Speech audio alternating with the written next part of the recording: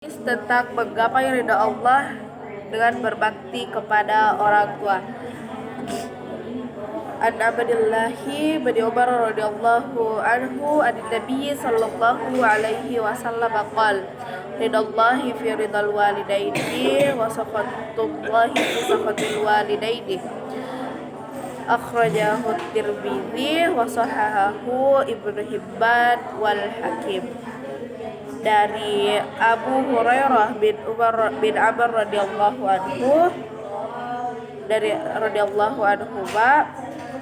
Nabi sallallahu alaihi wasallam bersabda,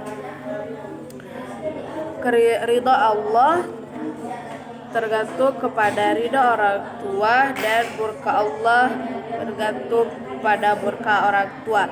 Hadis riwayat Tirmidzi dan disahihkan oleh Ibnu Hibban al-Hakim.